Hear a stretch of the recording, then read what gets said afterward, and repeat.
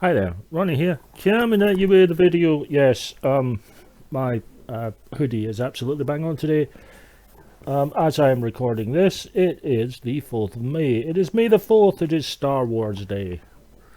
May the 4th be with you and all that. And yes, I'm well aware that it's Empire Day tomorrow for Revenge of the 5th. But,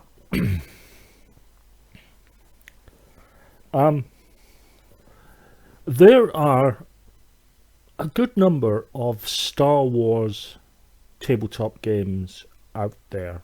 More if you count RPGs. Everything from quick tie-in board games, which quite frankly are, like most quick cash-ins, fairly naff, to people actually taking some time. Now, amongst those are particularly the ones from Fantasy Flight, things like X-Wing, Star Wars Armada, Imperial Assault, Star Wars Rebellion, big heavy Outer Rim, big heavy games, and I have exactly none of them. Now, this is not because of a lack of interest, it's simply space and not really having the time to play any of the big games. But I do have some games that are Star Wars aligned, and I don't just mean they're sci-fi games. I'll do a whole other video on that. But I do have four, and may the four be with you. I do have four Star Wars games that are fairly light, I have to say, fairly easy to get into. So I've done what I usually do. I've done quick overviews of them all. They're very quick overviews of the four games. They're not in any other order than alphabetical because it's not really about coming up with any sort of list. I just thought I'd show the lighter end of Star Wars tabletop gaming. As I suppose of the big heavy ones, the only one I would really want, to be honest, is Star Wars Rebellion. And then only if I could get the expansion. Because apparently that fixes some of the combat from the base game. But I have these four games. They're fairly light and silly, and so apologies for some of the lighting. I recently got a 3x3 table, and I was dealing with a different position of sitting, actually using my office chair to film. So I was filming it towards the window, so there's about even I closed the curtains just to make sure to try and block out some of the light. But hopefully you can get a good idea of these games. They are fun. I do like them. I'm glad I've got them. And I hope that seeing them, I haven't done any sort of play. They're basically set. I'm doing an overview of the turn rather than actually sitting there playing through a turn and so on. I hope they're of interest. Thanks for watching, and I'll be back soon with another video. This is Star Wars: The Clone Wars. This uses the very venerable pandemic system. So anyone who has played Pandemic will be very used to this, but instead of curing diseases, you're trying to stop droids and also the plans of whatever Sith villain that we're up against. In this case, I've picked Azaz Ventress. And for characters, for this one, for a two-player game, I've picked Obi-Wan Kenobi and Ashoka Tano. Why are they on different planets? Well, when you set up the game, you shuffle and you deal out one of these action, basically cheat sheets, and on the back of it,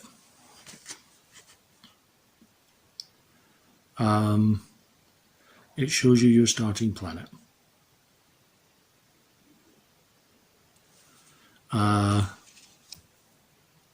Which is good. You also have your character card, which will allow you a free action.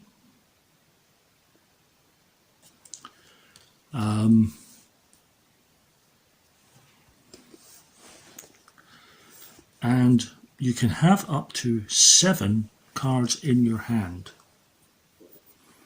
which is pretty standard.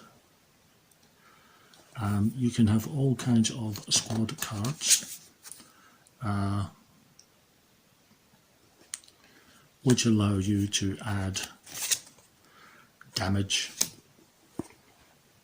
or they can be defensive. So what are you trying to do ultimately? Well, depending on the level of the game that you want to play, you will be trying to complete a certain number of missions. The missions are marked with these 2 markers here, this orange and white one, which refer to these areas here.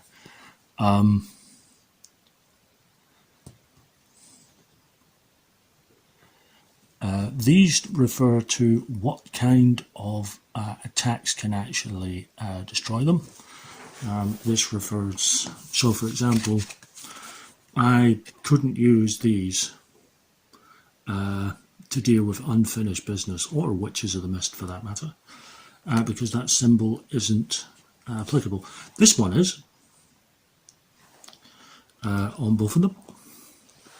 But for example, if I had a ship, I could do unfinished business, but I couldn't do witches of the mist with them. The number after it is the amount of damage I need to do to complete that mission. Once you complete that mission is done, that's great. A new mission is drawn in its place, and the appropriate colour marker is then placed in the new position. Other than that, it's fairly simple and similar to Pandemic. You have your threat level there, which if it gets down to Palpatine, game is over. The invasion level, which is the epidemic, the spread of the disease from Pandemic, if it gets to the end and you get a card from the villain deck that tells you to increase the invasion, if it's already at the end, you increase the threat instead. So you really are on a ticking time bomb to try and defeat the villain. Once you have defeated the number of missions that you've decided you're going to try and win the game on, and this is where he comes over here, the villain is flipped and extra setup happens, and now you have a mission that has to be completed.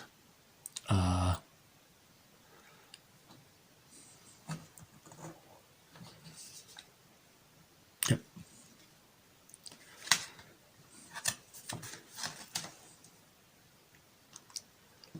And Ventress has a special ability,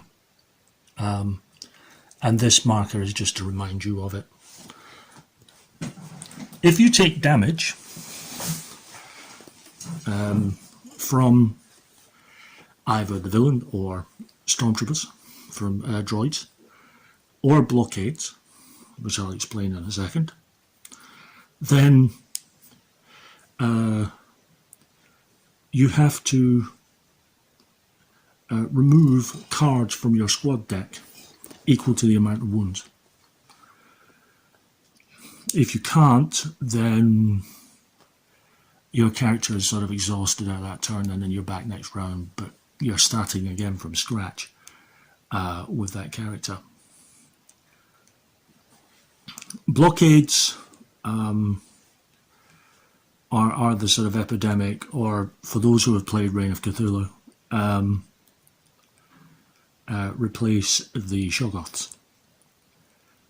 Whilst a blockade is on a planet, which happens if you need to put a fourth, if you've got a droid planet, 3 droids on a planet, and you need to put another one on there, which in this case would happen on Bardota and Utapau. Then instead you wouldn't do that. You would increase the threat level and you place a blockade. A blockade needs 2 hits to take care of it. Why do you need a blockade? Because you can't actually complete a mission or use any Jedi powers at all until you get rid of that blockade. If you do so much damage that you take out the blockade and there is excess, then you can use that excess to take out droids and so on.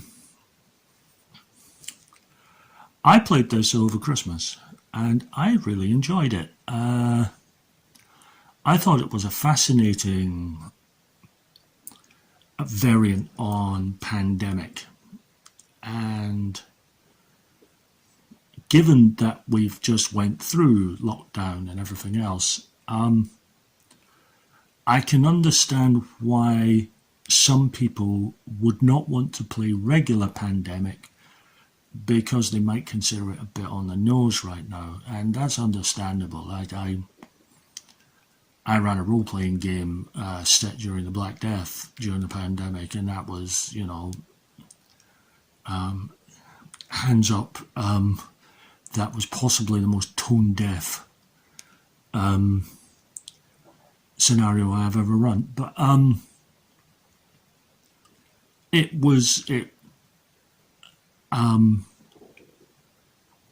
but I can understand why people would not want to play regular Pandemic under the sort of, on the back end of what we've went through the last couple of years. This is a nice variant. Plus, there are some people who just don't like Pandemic. Because of the die, and we've got this lovely die here along with the blockade. I'll just show you the die here. That either has hit symbols or damage symbols.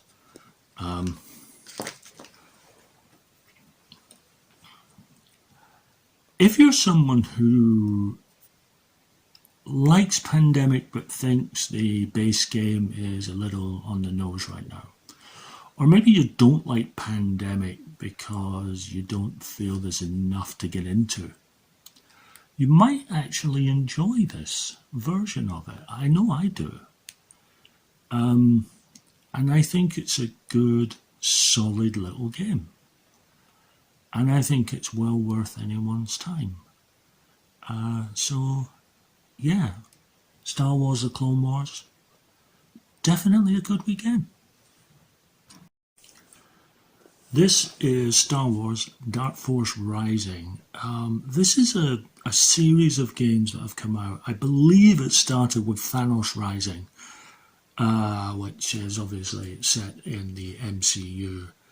I've not played that one. I have played Death Eaters Rising, which is, from the name, is themed on Harry Potter.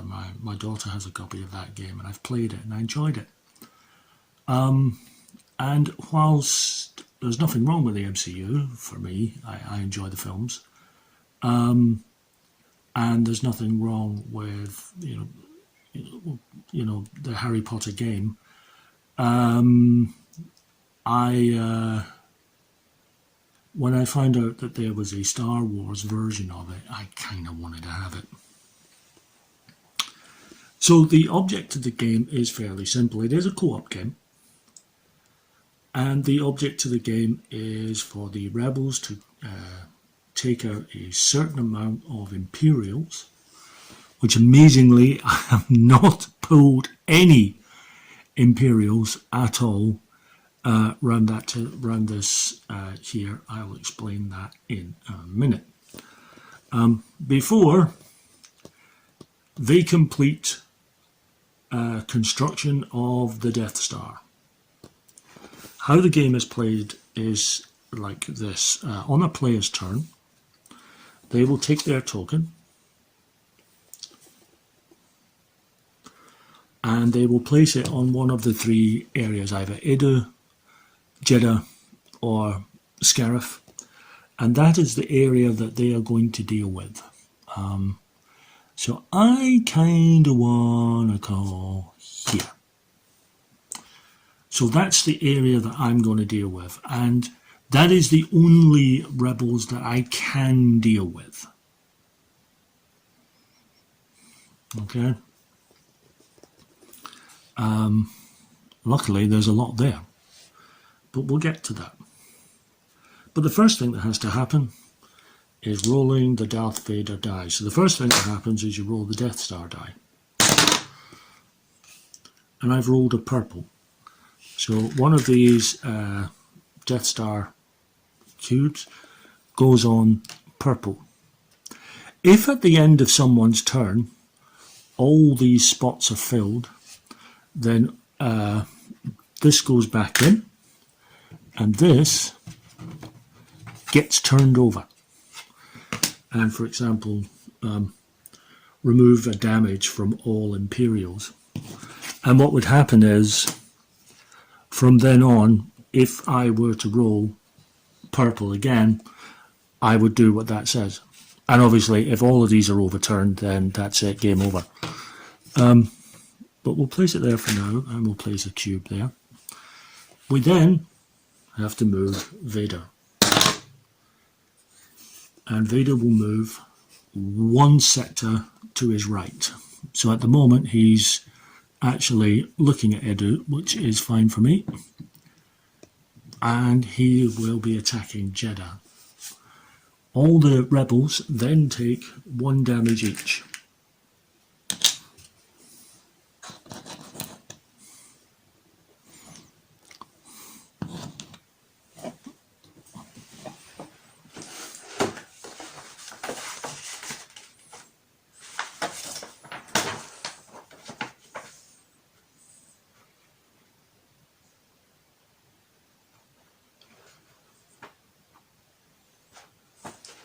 It's been a while since I've played this. Yes, if I lose 10 or more rebels at the end of a turn, it's game over. It's one of the other losing conditions. Like any co-op game, there is only one way to win, which is you set aside a certain number of Imperials that you're going to take, usually about 7 or more. And you have to do that before the Imperials either wipe out enough of you or complete the Death Star.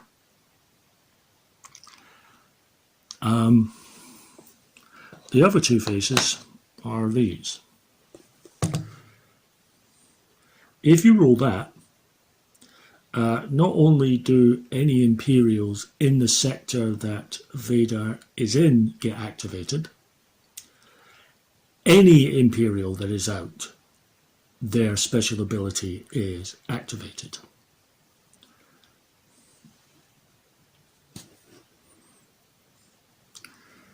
And the other one is this is the Death Star die. If that gets rolled, then you re-roll the Death Star die and you add another construction token to that section of the Death Star. Once that's been done, you'll see on your card here a starting pool of dice. For Cassian here, it's 3 red and a blue.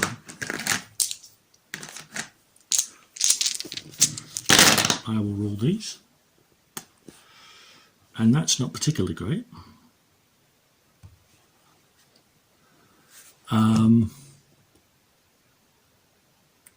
That hasn't actually yielded me anything.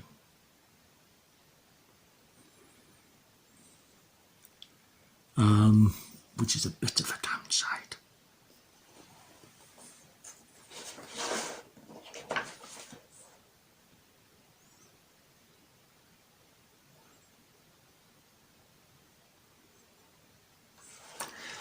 If I'd had some Imperials, I might have been able to do some damage, but I haven't actually been able to do anything with that roll. If I'd managed to roll 2 of that symbol, or in some cases a roll 1 with a 2 on it, and an Imperial symbol, I would be able to recruit Garvin, and he would come to my side as part of my team. And when you recruit a rebel, any damage that's on them disappears.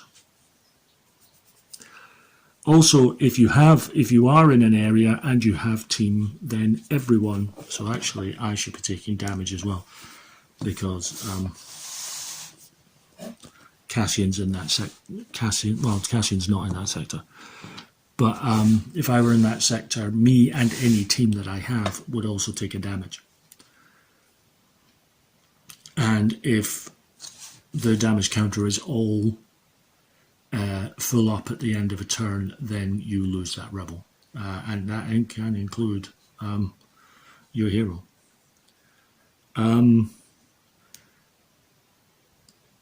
They really are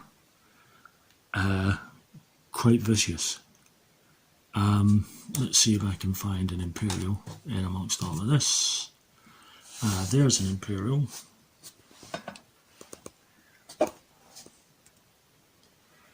It's ATST. That requires 2 damage, so I would have to roll that once, and you can't, unless you have a special ability to be able to, you can't do 2 damage in the same turn. So I could roll that once and then hope that somebody else rolls it again in a future turn.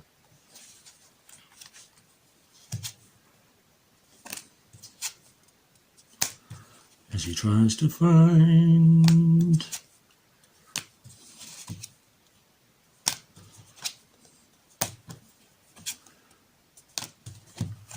I think I may have put all the Imperials. There's an Imperial villain.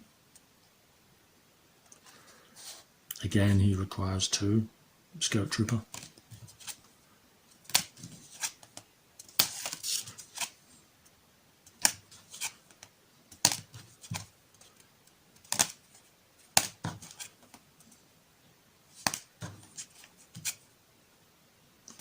Yeah, we're getting Imperials now.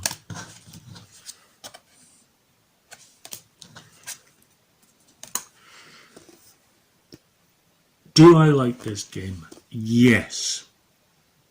However, as you've noticed, the deck is extremely random. And you may find yourself having to wait an age for an Imperial card to actually come up for you to destroy. Now, that does mean, in theory, that you should be able to then build up a lot of your rebel team, so that when those Imperial forces come up, you can actually strike and strike quite hard. That's certainly true, but given that you are against the clock the whole way, it can be very frustrating at times, and I have to say I've never beaten this game. And again, because of the random element of the dice. Do I recommend this game? Yes. With that caveat, this is a very random game. If you're looking for a game that is very strategic, that has a lot of sort of tactics and forward thinking, you're not going to find it with this game. You're simply not. It doesn't work. If, however, you're looking for a light family game, one that you can play with the whole family, that gives you that, it's Star Wars, but there's enough of a random element that you're kind of you're always on the edge of, oh, are we going to do it? Are we going to do it? Are we going to do it? I think there's something to be said for this game, and I think it's fairly fun. I don't think it's perfect, and there are other Star Wars games that I have that I would choose above it, but I'm also very aware of the fact that that some of my players wouldn't want to play a particularly heavy game, and they would enjoy something light and silly like this. Oh, I did forget to mention one thing, and that is the alliance tokens. Whenever you whenever you do damage to an Imperial, you get an alliance token. Now, the tokens are meant to go face down just in front of you, but quite frankly, it's all too easy to accidentally see what's coming. So I've put in a little black drawbag just to keep them there. And these things can be that allows you a green die. There's a few, so you can mitigate and sort of get extras. This one allows you to remove 2 damage from 1 rebel.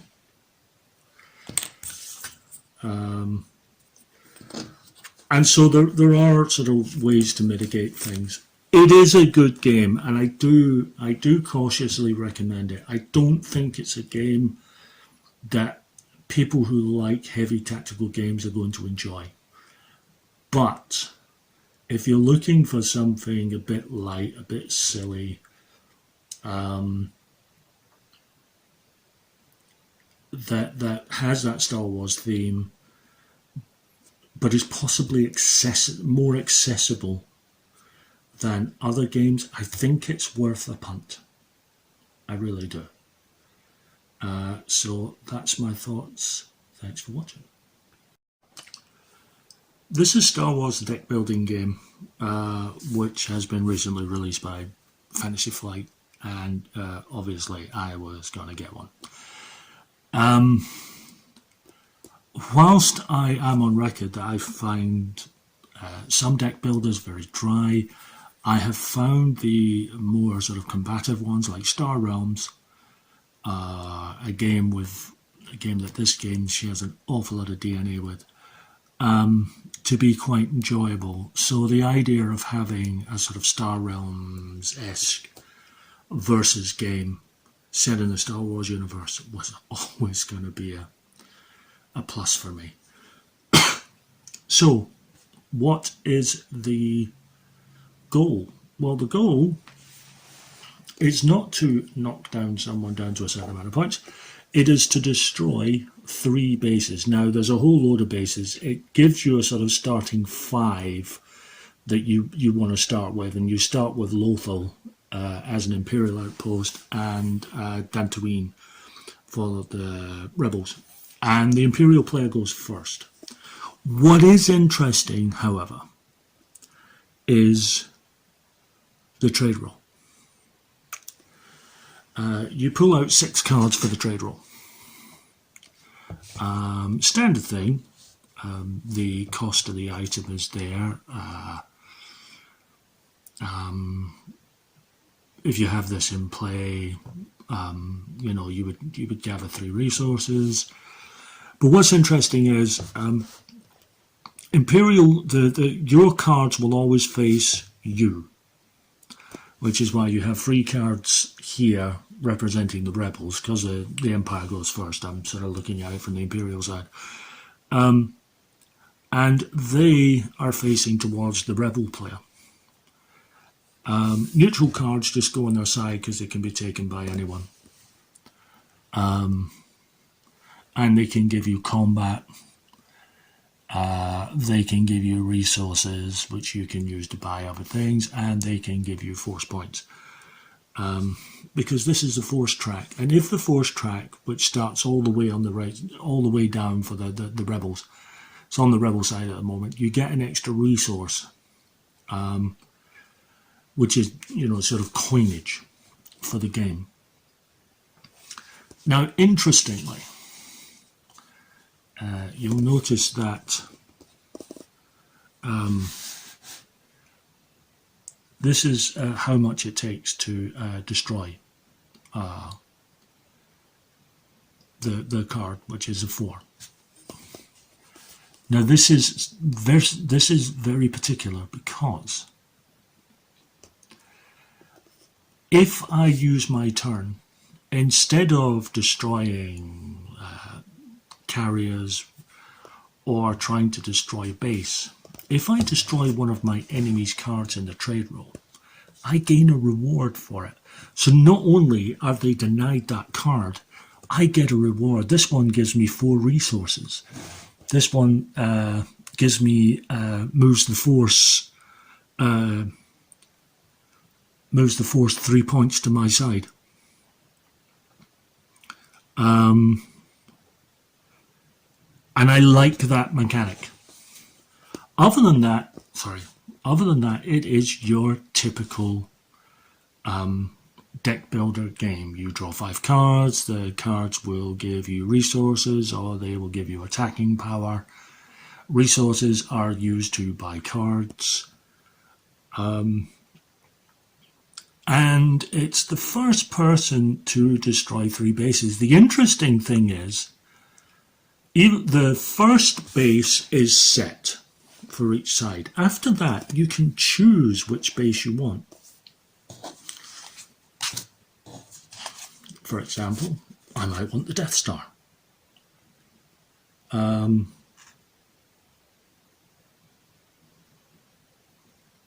like that idea. And it will take 16 damage to stop it. And damage in this game is cumulative. But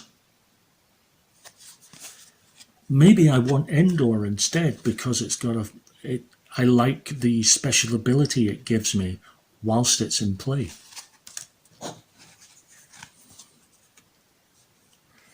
Corellia.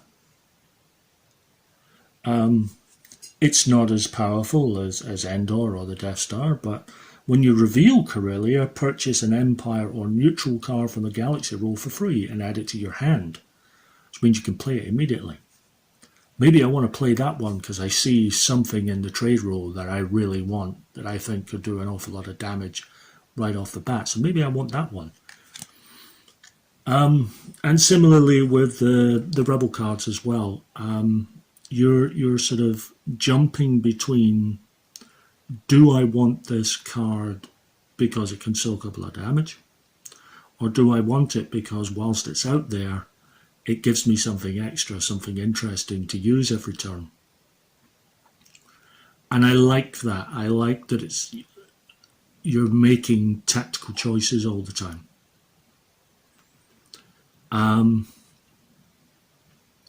Do I like this game? Oh, yes. Yes, I do. I think this is a great one.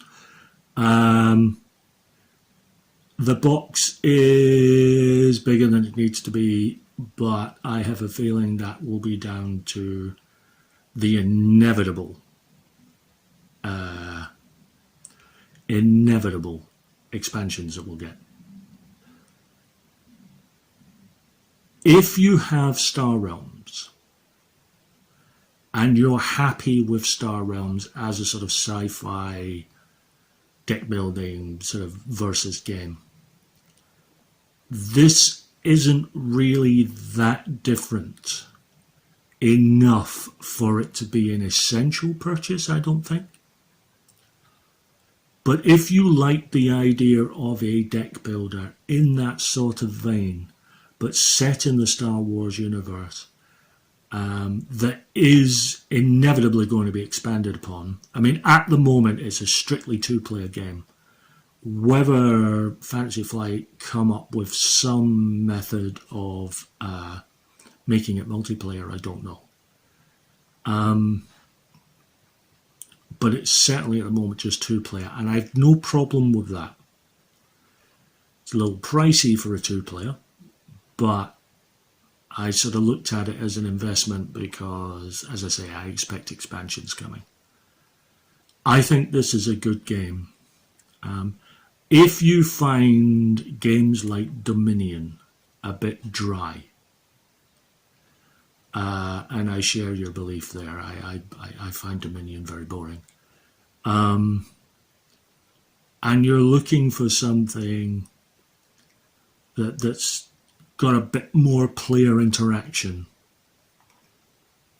a bit more of a competitive game, whilst being very easy to teach, easy to play. And certainly if you're used to games like Star Realms and are looking for something a little different, not too different, but a little different, that has some differences that I think work really well, particularly the resources that you can get, the rewards you can get for taking out taking out the other side's cards in the trade roll.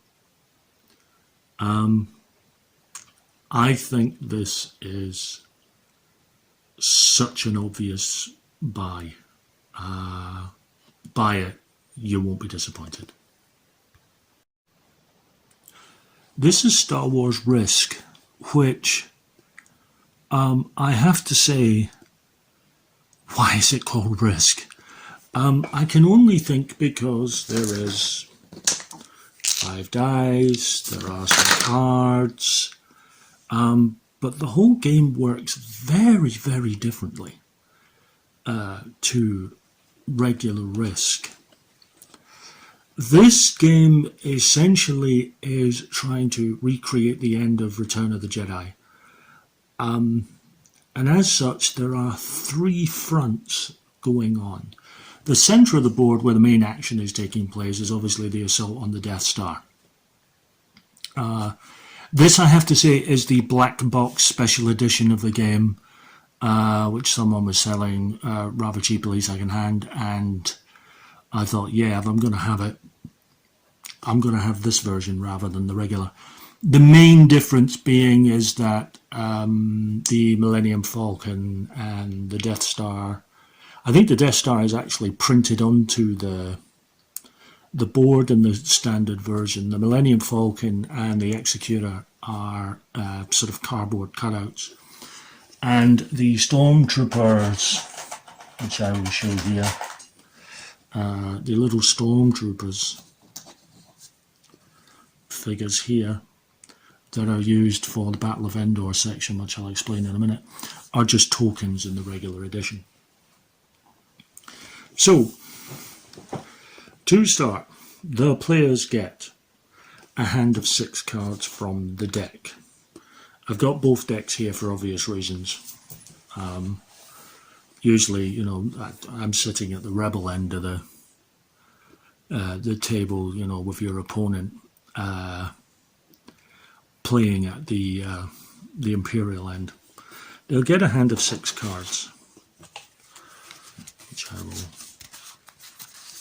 pull off.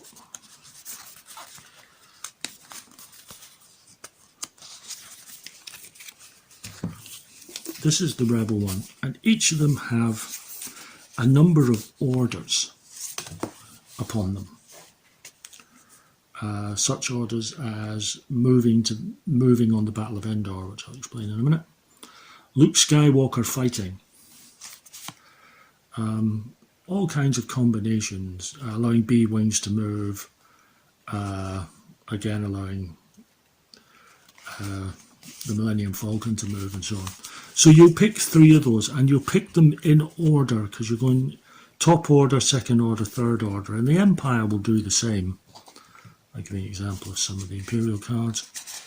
That lightning represents the Emperor having a go at Luke Skywalker and causing damage to him. That allows the Death Star to roll an attack to take out some of your fleet positions here. And if there are no fleet positions left, they can take out entire sectors of fighters. If you manage to clear an entire sector, you can pull an extra card as a bonus order. The object of the game is fairly simple. It's literally the film. The Empire want to destroy the rebel forces once and for all, and the rebellion is trying to destroy the Death Star. But in order to destroy the Death Star, they need to shut down the shield generator, and this is where the multiple sections of this game come in, because there's three fronts. You've got your main fight going on here.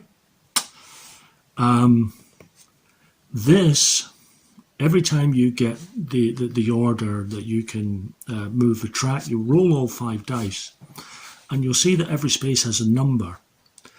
If you roll that die, that number or higher, you get to move over that space. Obviously, it will get increasingly higher up until 5 right at the top there. And then you can destroy the shield generator. The Empire can set up a shield ambush, and when it does, it can place up to 3 stormtroopers immediately ahead of where the rebels are. And for every stormtrooper they place, let's say that one there, that space now increases by 1. So instead of rolling 2 or more to move onto that space, I would need to roll a 3 or more, which is why you only go as high as 5, because what the Empire want is for stormtroopers to be there, so then you're having to roll either 5s or 6s to make a move up there.